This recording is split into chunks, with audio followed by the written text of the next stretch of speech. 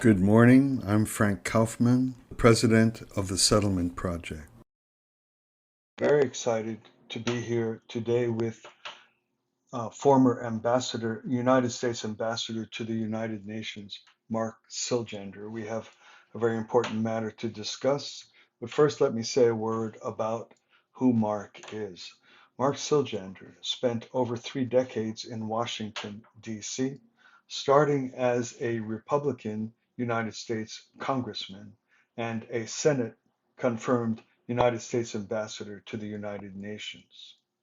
He has participated in the United States National Prayer Breakfast for 40 years.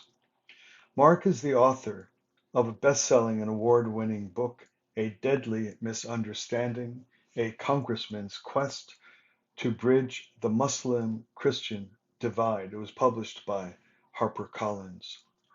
Siljander's book recounts his journey of discovery and transformation, starting as a young evangelical Cold War-era hawk to eventually becoming a trailblazing peacemaker, both pre and post 9/11, especially between Muslims and Christians, working with the leadership in countries such as Libya, Iraq, Pakistan, and the Central African Republic, among others.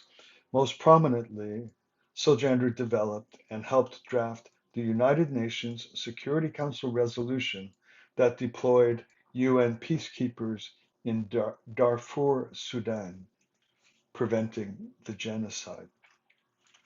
His book, which chronicles these quiet peacemaking efforts, was endorsed by a diverse group of political and religious leaders, including the then sitting United Nations Secretary General Ban Ki-moon, United States Secretary of State James Baker, United States Attorney General Edwin Meese, Democrats and Republicans alike, including Congressman and Nobel Prize nominee Tony Hall, Democrat from Ohio, and an Iranian Ayatollah, Dr. Ahmad Iravani.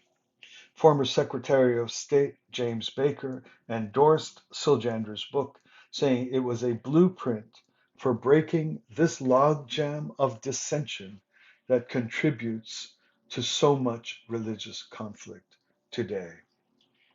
Mark Siljander's peacemaking efforts and his stint as a United States ambassador to the United Nations were acknowledged by former Secretary of State Madeleine Albright, who publicly recognized and, quote, efforts towards a more just, humane, and peaceful world, end quote. He was presented with the Mohandas K. Gandhi International Peace Award in 1996 by the Indian American community in Washington, D.C. Mark Siljander's academic achievements include a master's degree in political science and postgraduate PhD work in international business and Doctor of Education Studies in Education.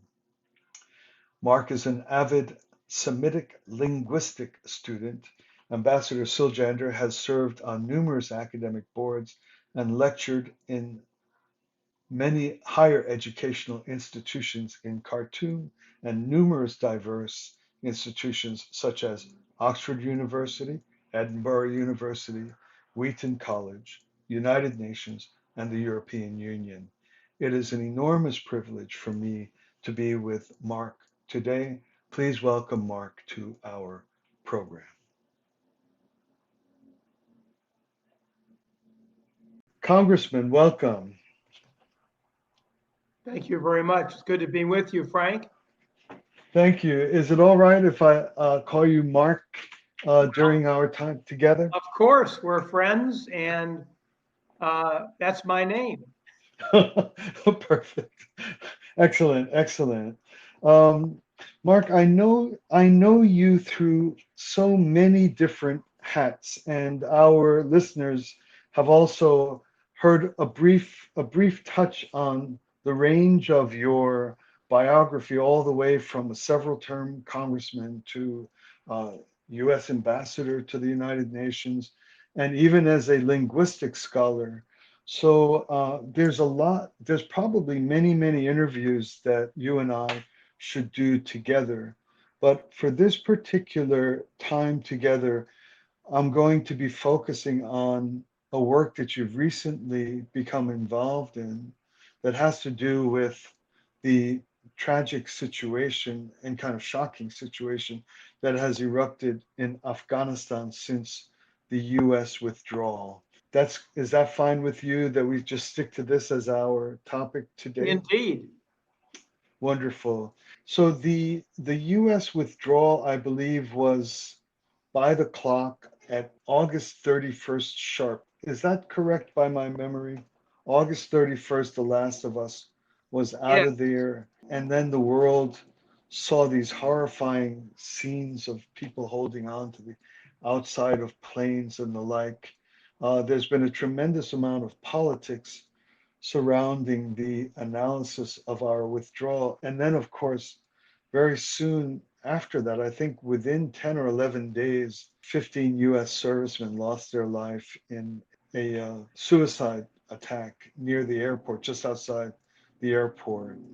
This too would be a topic for especially a person with the political acumen such as yourself, but this is not where we're going to focus today.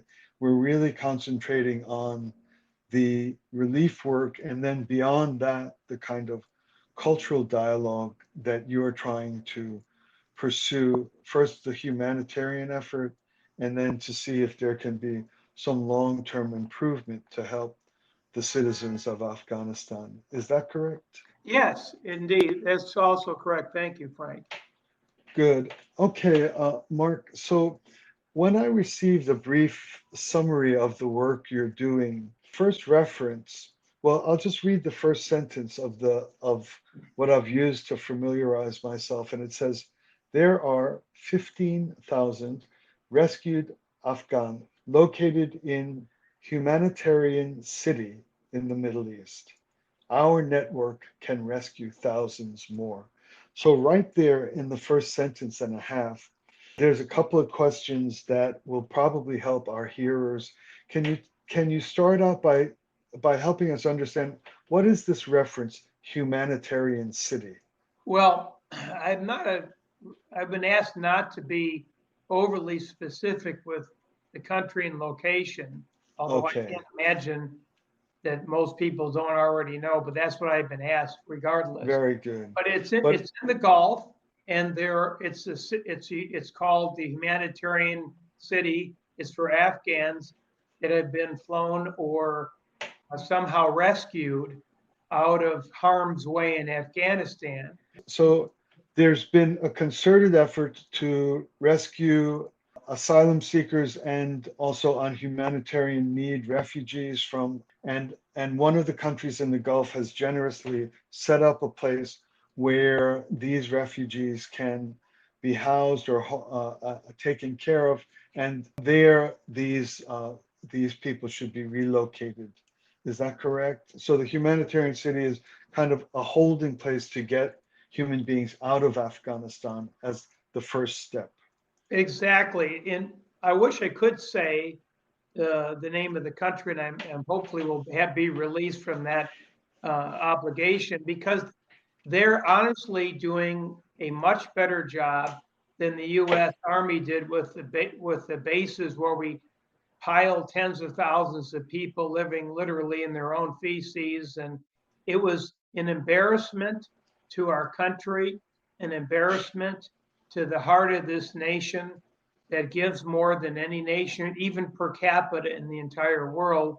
It was such the whole thing, and I'm not trying to be political at all, it was a boondoggle from the very beginning and continues to be. And the reason I can't mention or should not mention, been asked not to mention the name of the country, is because our State Department has, for some reason, asked the leadership in this part of the world not to cooperate with the private groups, such as so many within our vast network. But out of we have to, because our government promised most of these people who are either Christian in a small percentage, or almost all of them at some level worked with or alongside or involved with either the U.S. military or some government or NGO, and Yes. promised to take care of them. And we have Yes. we've taken care of some. The Biden administration did airlift, I don't know, several 100,000. I told where they are, I have no idea. But I can tell you that there were tens of thousands left behind, and now all private entities are raising their own money from private sources, not government, to Yes. try to rescue the people. And now they're stuck in this city. But this country, in conclusion, is doing a masterful job. They've given most all of them, I understand, COVID-19 vaccines. There was an outbreak, for example, of measles, which can be, deadly to children Yes. and others, unless so Yes. they start vaccinating people. They live in at least reasonable, acceptable conditions, vastly better, as we alluded to earlier, than we offer so many of the refugees back in the beginning. So this country is really owed a debt of gratitude for how well they've treated these 15,000. It's very moving to hear. One gets emotional whenever one hears a whole country taking up a grand humanitarian posture.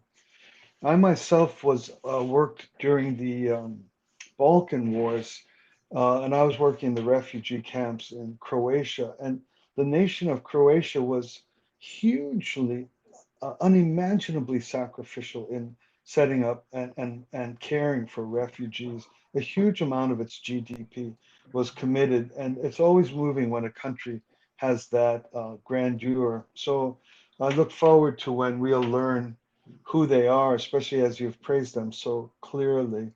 It's hard not to be political, and we'll both constrain ourselves in this because it's not the purpose of our conversation today. But these refugee camps that you described that the U.S. was running, that were run in such unsanitary and inhumane conditions, were these outside Afghanistan or where? Yes. Where? Okay.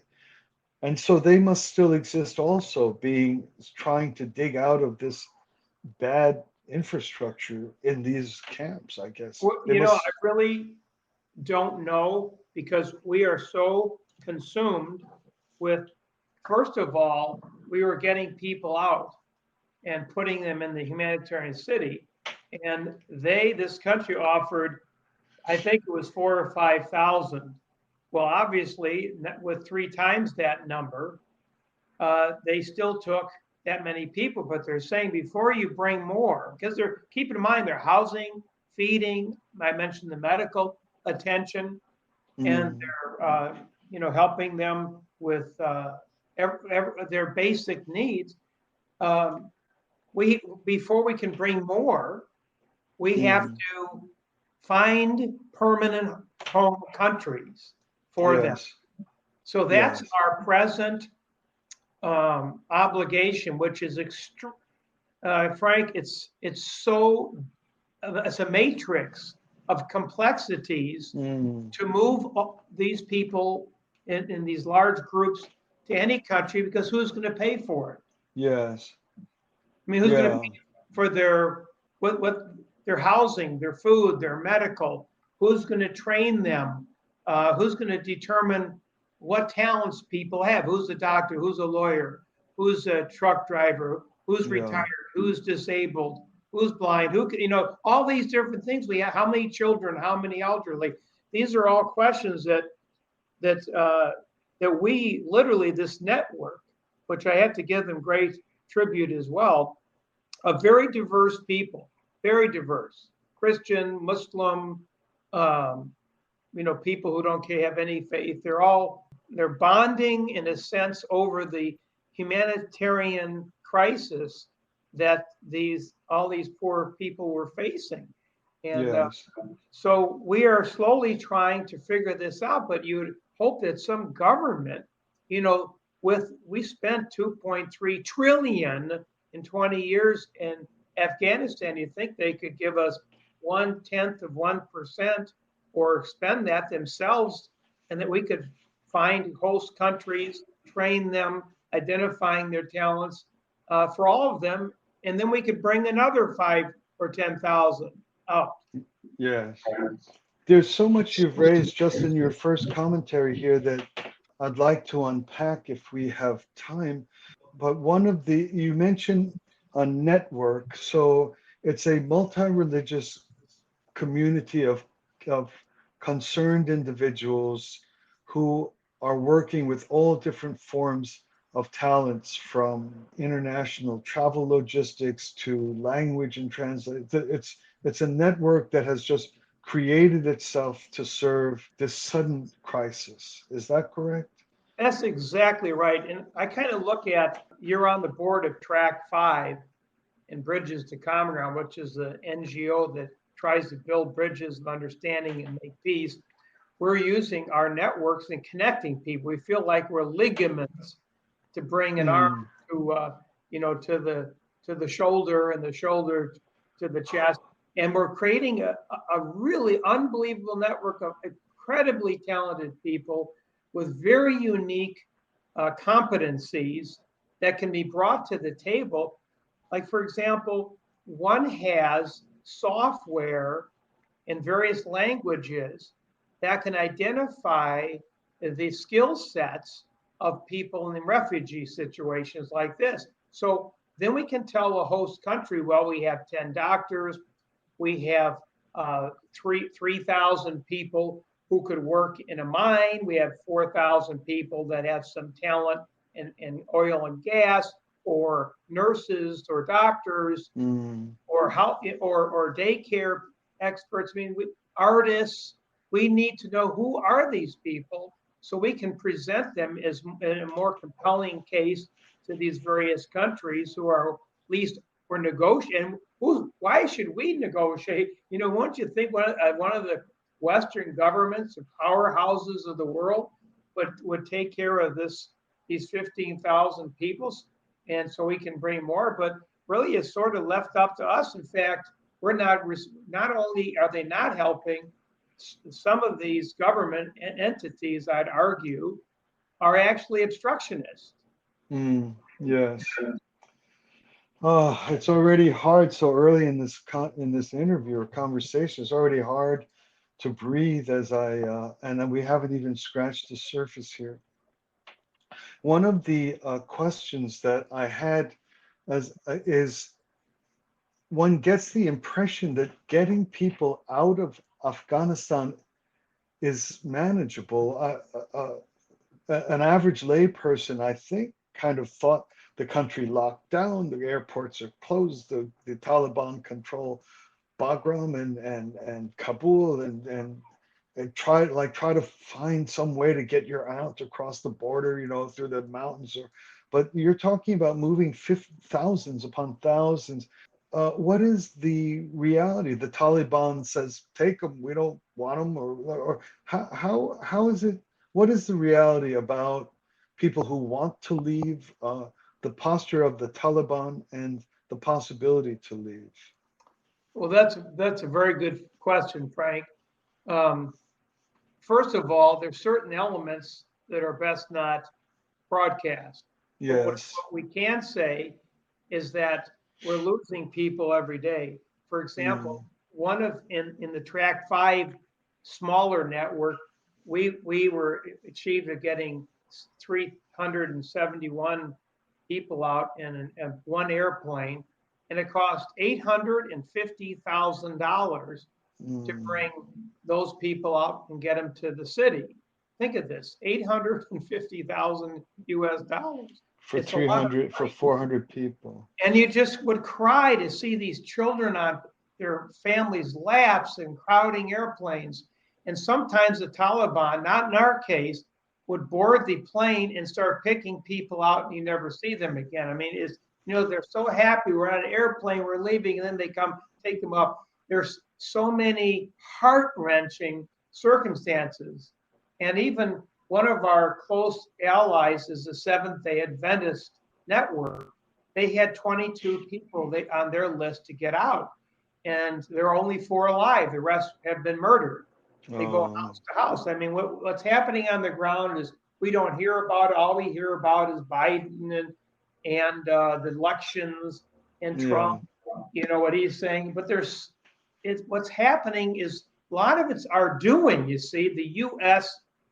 20 years of U.S. involvement, and we look back at all the deaths and mayhem in country and all the Americans that sacrificed their lives and limbs and $2.3 trillion, and you wonder what did we get out of it?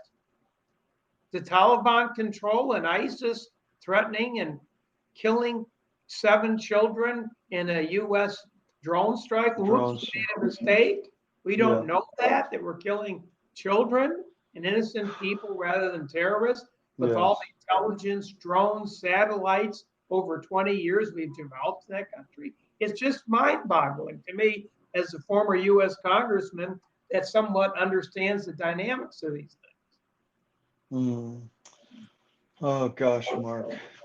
Yeah, you're making it hard because to be this close with the lives of children, and when I read your thing, okay, we have 15,000, they need to be resettled, and I'm thinking, oh, well, maybe people get out more easily. But then when you say there's a plane with 371, you get more of the picture of it's really hard, it's really touch and go, it's life and death, it's leaving in the night, it's probably undercover, like the Underground Railroad kind of thing of getting some people here or there. So it's probably, I mean, even just to get people out is probably like life and death, like razor's edge stuff going on, I guess. From Yes. what? Yes, it is. We, for example, certain people networks on the ground there. Remember, we're talking about it's not one network. It's not government. They're not spies. These are just people who have either relationships, connections, and lists of people they want to get out that they know. Anyway, these networks were able to collaborate in a way with the right people to get them through all these checkpoints. And sometimes these checkpoints are shut and sometimes they're open. You have to know when to get them through. And there's also some people that are coming over ground. And one of the person that came to my attention is a former special forces in Europe. And that's his specialty, is helping people get over the borders in these types of environments. So now he's working with, hundreds of people to get them out where we're going to put them, or we don't even know yet, but we have to at least get them somewhere. Yes. Because they literally, not all of them, but many face imminent death or separation of family. Yes. So at the very start of this, I openly describe this as a bungled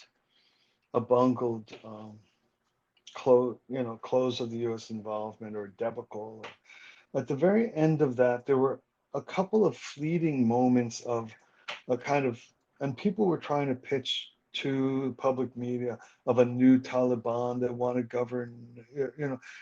Everybody knows, of course, that they are relatively extremist in their social posture, but they were trying to present themselves, and willing media was trying to present them as somehow a different entity, not just a murderous band of marauders, but right. Do you remember this in the first couple of days? Yeah. Oh yeah. And was this even a little bit the genuine hope of any of the Taliban leadership, or was it just straight? I don't want to call it. I don't know what to call it. This was it straight. We have no intention of doing this. This is what we're saying publicly, or did it devolve? Did it get worse? Or help us understand what we've heard and what you're describing. Well, interestingly, Frank, it's all of what you said. Some elements want to be a new Taliban version 2. Other elements want to go back to the old Taliban with all burqas and controlling everything, especially women do in Afghanistan. And so there are competing forces within the Taliban. Now there are ISIS-K, as they're called, Yes, who think the Taliban are too moderate. yes, And that's they're the correct. group that killed the service personnel and hundreds of Afghans in the bombing near the airport that you referred Yes, to earlier. So now we have elements of ISIS, K, or whatever one wants to term them, with very extreme, and we have 20 years of indoctrination by many young people, especially at the madrasas in Pakistan, yes, where they were during U.S. occupation or U.S., whatever you want to call it. And then they came back and now they're radicalized. So I would say it's peaceful Afghans, extreme Afghans, ISIS-K, it's all, and how it all will ferret out over time, only God knows. yes. I would imagine, or I've presumed, that ISIS-K is not merely a more extreme form of kind of social militancy, but a group that is overtly hostile to the Taliban per se, like perhaps ethnically or tribally. It isn't just more extreme. It's a different strain of either tribal or ethnic identification.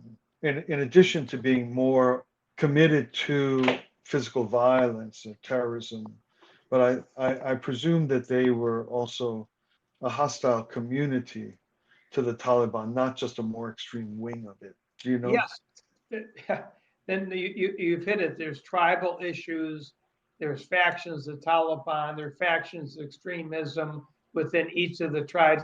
It's not a one fits all, so to speak, spiritual or religious or ideological perspective. It's Yes. many competing forces within tribes, extra tribal, intertribal, and I don't claim to be an expert in Afghanistan, but I certainly know what I'm hearing from all these networks that are combining. And Frank, if you knew, and if your listeners knew how extremely diverse these networks are, hardcore military, but compassionate to Mm, Mormons, to evangelicals. I mentioned Seventh Day Adventists, to mm, Muslims, to atheists, to people who have just humanitarian. They're right, political people that are doing this privately. They're right. from every conceivable walk of life. There are even some radio personalities. Glenn Beck would publicly Yes. he raised like 30 some $1 million, and we're Beautiful. also he's we're working with his people as well. So Yes. it's it's not like, oh, this is just America. No, we have more than Americans, and it's not just Christian or conservatives. It's extremely diverse, with all one purpose: to help humans in a time of crisis and life-threatening situations. Yes. Oh, so there's just a couple of things before I shift to the outer exterior questions of once they're out of Afghanistan and the resettlement of them and costs. I'm going to move to that in a second. But I just wanted to comment when you were talking about the nature of the people in your network. I remember once being on a plane and I'm sitting next to a man who looked like he was just made out of pure steel, out of central casting, a Marine, and he over the when the meal came, he goes, "What do you do?" I felt so kind of embarrassed, like a soft-handed guy. I said, "I run a peace foundation." And he goes, "We're in the same business," pure warrior. And that's what you're describing. These are people in the military that are radically committed to humanitarian causes and for peace. That's why they do what they do. Isn't that correct? Yes, I work with a retired two-star Air Force general on a weekly basis, and he is as much of a peace person as I've ever met. That's And it. he was served in Afghanistan, both Iraq campaigns, Yeah. and he and I have a very uh, a bonded camaraderie of hoping we can do better and with the military more as peacekeepers than war makers. Yes. Yeah, we really have to, all of us have to work on getting our superficiality stripped from our eyes, right? We never know who we're looking at and who we're working with. We can't work on stereotypes and prejudices. Uh, Exactly. yeah. Mark, I was reading a piece by a fellow named Madiha Afzal. He wrote it in an emerging media effort called Persuasion. They try to hold the center. And in his piece, he says, here's his sentence: the country is now on the brink of a humanitarian catastrophe with nearly 23 million people facing acute food insecurity. There are two different types of desperation or urgency. One is if you've had any association with prior governments or with the efforts, nation building efforts, anybody who's worked with the US, they're in danger for their lives. And you've described thousands are losing their lives as under political attack right inside of Afghanistan. Then there's also what this writer talks about as people facing acute food insecurity. But the reason why I brought it up or kept it when for speaking with you is that number 23 million. Now you're talking about 15,000. You're talking, I haven't brought it up yet, but you're talking about the costs per person that you need to get them placed in some country or another. Can you speak to, I mean, is part of the resistance you face, like out of the 15,000, X, each one costs X for repatriation or settlement. And a country that they just kind of, they just see a flood. They're afraid to start even with a little because it looks like there's no end behind what comes if we're gonna, do you see what I mean? They rather turn a blind eye. So Do you I'm get not that? sure your question. My question is part of the difficulty you find in settling people is that the governments, it's not that they're unwilling to pay a few $1,000s per person and get a few thousand people out of this temporary humanitarian city. It's not that they're unwilling to go for those few dollars, but this writer talks about 23 million people facing acute food insecurity in Afghanistan now. And so it's rather these countries are afraid to open the floodgate and would rather just whistle in the dark or turn a blind eye. That's my question. Okay, there are two separate groups of people. There are those that the Western world, particularly the United States, made a commitment to protect because Yes, they worked in some capacity with some related entity, as we mentioned earlier. That yes, those are whom we're focused on, and religious persecution as well, for fear of the extreme element of the Taliban or ISIS-K. So the countries really don't have to worry about 23 million people flooding their countries because there's no way for them to get out. I mean, it's okay, very, very expensive and difficult, even across the border. The borders are locked down very tightly, although some okay, are mountainous areas and very perilous to attempt to cross. So understood. I know that the World Food Program says globally that almost 65% of hunger and poverty globally is caused by conflict. And it's just a good example Mm, of a good chunk of that, just in Afghanistan. And so mm, many countries are under conflict. And so we wait till everything's a horrific crisis and we spend trillions of dollars to try to fix it militarily. And then we have to spend billions of dollars to try to fix the fallout of it all. When if we would have spent maybe 1/8 of 1% of that money on conflict resolution in the beginning, we might yeah, have been able to mitigate or obfuscate it altogether. understood. Yeah, of course. Ounce of prevention. So right now, this nation, this saintly nation or humanitarian nation, has they initially offered you 5,000 places, and they've allowed that number to swell to 15, and they're at their limit now. Correct? Yes, And you're trying to move people out of that city so that we can bring more through that funnel. But yes, it's a logjam right now because the difficulty of trying to find resettlement for those people out into various Western nations, or they don't have to be Western, any nations where they can live safely, is the logjam right now. And in your notes, you describe costs for resettlement that you said that the existing network can pay for between 5 and 9,000 of these 15. And then you add, but for a limited, perhaps 6 to 10 months, depending on the cost. And I'm wondering, is your network trying to find permanent resettlement and refugee status become, to be on the path to citizenship in the countries where they will be placed? Or is this a constant support for them as non-residents of the countries to which would receive them or or allow them to come in?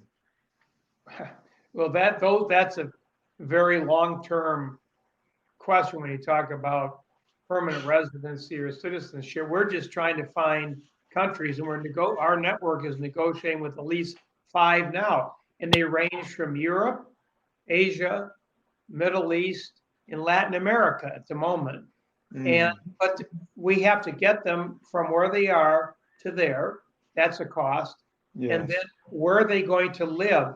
And certain countries have facilities like resorts and hotels we can literally take over, but someone has to pay yes, for each person or per night, per room, and also for food and medical attention. And but what do you do next? There's no plan. No. See, this is what is maddening, Frank. We're just private citizens. We have our own lives, our own businesses to run, and yet yes. we have to bring people together that can, as I said earlier, assess talents, who can do what. No one's done that. No one even has thought of it. Mm, You have to understand. This administration had 8 months to work these logistics out.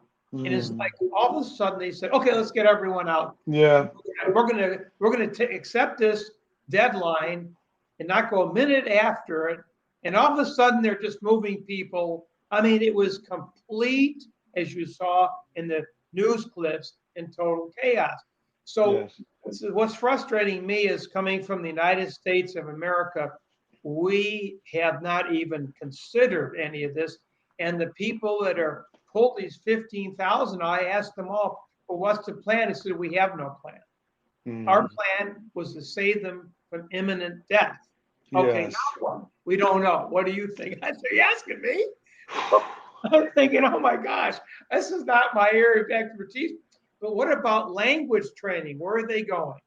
In Mm, a cultural training, so you understand the culture, norms, and assessment of potential. What can they do and help, and who's going to pay for it? I mean, it is. So we're still struggling through this, but I would say through prayer and hard work, this network of all these, as I alluded to earlier, all these talent people that have a certain area of talents that will yes. together make a potential dynamic that we could actually find host countries and find the resources to host them for a limited amount of time till they can get their own jobs and be Yes. productive citizens or workers in these countries.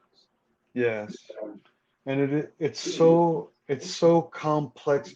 I mean, you and I both know that trying to do even a small thing, and there's eight balls in the air, and one guy craps out, and everything falls apart. And you're trying to do this on a global level in the most complex arrangements, plus all of it with political implications. And the stress of it, even for me just listening to you describe this, is that we're trying to clear a place for the next temporary group. We're trying to create some kind of cycle or stream or flow so that people can keep getting out. And with every day that is held up, there's death, there's loss of life, right? Every Every day, every minute. every minute.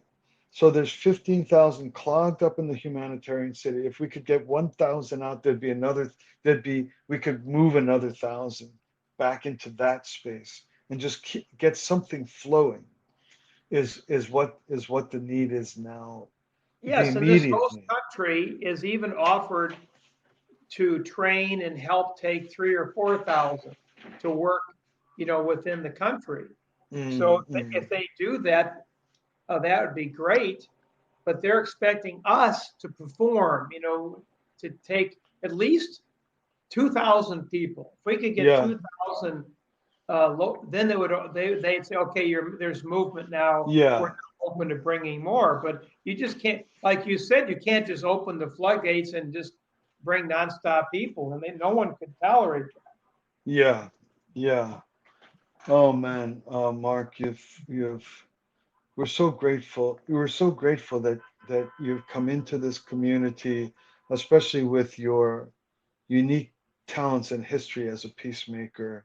I wanted to go into the side of your unique vision of Track 5 diplomacy with the Taliban, but I think I've hit the point at which I'd like to close on this. I think we have a clear and focused a piece of new knowledge that you've provided for us, and you've helped us see the challenge that we face, and in a way, apologies to the listeners, what we've heard now, we're in it now together. There are people and people's lives at stake, and we're grateful to you, Mark, for being, as always, giving your all with a big heart. Mark, is there anything a listener can do? I mean, we're all going to be praying. We all got to pray now. We know more than we knew a half hour ago. In addition, anything that we need to do as the inheritors of what we've learned today. Really, what you said, I believe in prayer, as you know, Frank. It's not just a joke. People say, well, pray for me, and they forget it 10 seconds later. This Yeah. prayer is serious. We are praying. I was sitting listening, talking to a smaller element of the network, and they have no plans. They had no idea what to do with the people. I was almost in tears, and I was just calling out to, I call him Yahweh, please, what should we do? And I just got a sense that we just need to keep praying for the right people. And all of Okay. a sudden, another one I'd get it. We'd talk to someone about a completely unrelated matter and come to find out that they are experts on guiding people outside of conflict areas. Then we talk to another person we find has an expertise in developing a talent survey. And even Mm, today on the WhatsApp thread, they're saying, when is the survey ready? Because we've already have someone donating all the iPads to do the surveys, and we have translators on the ground we're setting up. I mean, how can that all come together? Just sitting in Davidson, North Carolina. I'm not doing anything, really, just right. talking to people on the phone and trying to connect people. But there are good people. Just keep praying. And Yes. the network would grow, that the weaknesses that we have would be strengthened. And maybe the U.S. government would step up and say, we'll help resettle 10,000 people. And what's that going to cost the U.S. government, really? Yeah. To do, Yeah. that's nothing. So why should the private sector and all these people put up millions of their dollars in their pocket when the U.S. and struggling, when the U.S. government, without just some of the money they were uh, allocating for Afghanistan that's no longer relevant, they gave us 10% of that. We could settle all these people tomorrow. Yeah. Well, this is so helpful, Mark. Your description of the impact of prayer is also good for us. This is the God that is among us and works through us. And so the right people will be the fruits of prayer to add into this network, and the collection of talents hopefully will start to bring some step-by-step solutions to this. I would like to close by speaking to our listeners here. If you yourself have a way to be helpful, find us through any of the many communications lines where this podcast and interview will be run. You will have a way to contact us, whether you find us on YouTube, through our websites, and everywhere where you will come across through the podcast network where you find us. We'll have access to ourselves. And if you're hearing something and you know someone, or you are someone yourself with talents that can support this urgent work, as Mark said, there's lives minute by minute at stake. And we're very grateful to have Mark so close to the ground and able to instruct us and inform us. Certainly for me, things that I just never knew. So, Mark, thank you very much for taking time today to be with us. Frank, I would say thank you for your heart, your compassion, for your intellect, and just your willingness to spend these 40 some minutes talking about an issue that most Americans think is rather so far away from them, All but right. it's really close to home. It's part of our responsibility, and I'm thankful that you're allowing people to get slightly enlightened for prayer, and maybe, as you said, one of them say, "Well, I have a network. I could plug in to do something that would help in this process." You would be more than welcome. Very good. This is great. Mark, we'll speak again soon. There's so much more that you do. Every bit of it is interesting, and I'm glad we got this one out today. Take good care, and we'll be back together again soon, Mark. God bless you, Frank. Thank you for all you do. Thank you. Bye bye.